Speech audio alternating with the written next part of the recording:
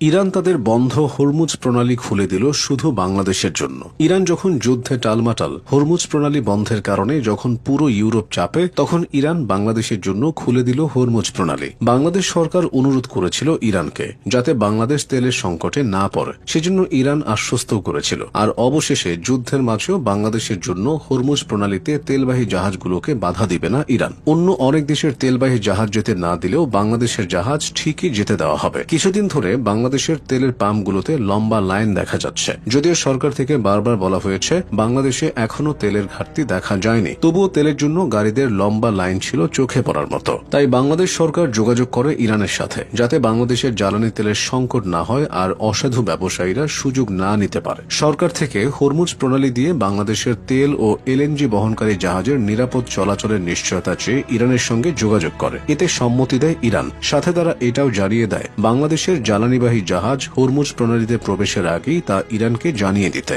যাতে তারা নিরাপদে পার করে দিতে পারে বাংলাদেশের জাহাজ। ইরান বাংলাদেশের এমন বন্ধুত্বের সম্পর্ক আগেও দেখা গেছে। ইরান হল সেই মুসলিম দেশগুলোর একটি যারা স্বাধীনতার পর 1974 সালে বাংলাদেশকে স্বীকৃতি দিয়েছিল। এরপর থেকেই দুদেশের আনুষ্ঠানিক সম্পর্ক শুরু হয়। আমাদের বাংলা ভাষায় প্রচুর ফার্সি শব্দ আছে যা মূলত ইরান থেকে এসেছে। এমনকি কাজী নজরুল ইসলাম থেকে শুরু করে রবীন্দ্রনাথ ঠাকুরের মতো বিখ্যাত লেখকরা পারস্যের তথা ইরানি সাহিত্য দ্বারা অনুপ্রাণিত।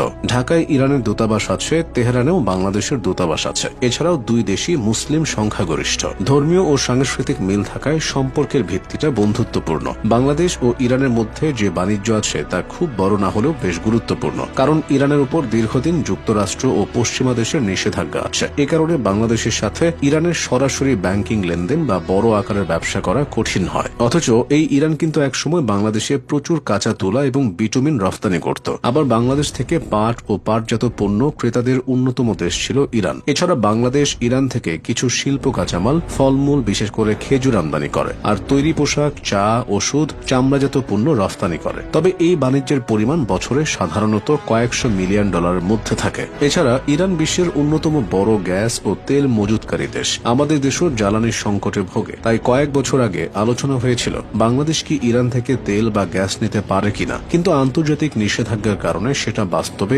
এগোয়নি। না হলে আজ ইরান বাংলাদেশকে সবচেয়ে বেশি সহযোগিতা করত উঠে দাঁড়াতে। ইরান প্রায়ই বাংলাদেশি শিক্ষার্থীদের জন্য স্কলারশিপ দেয়। 2012 সালে ইরানের তৎকালীন প্রেসিডেন্ট মাহমুদ আহমাদিনেজাদ ঢাকা সফর করেছিলেন। 2013 সালে ইরান বাংলাদেশের সাথে কৃষি খাতে একে অপরকে সাহায্য করার জন্য একটি চুক্তি করে, যা আমাদের কৃষিপণ্য কেনাবেচায় সাহায্য করেছে।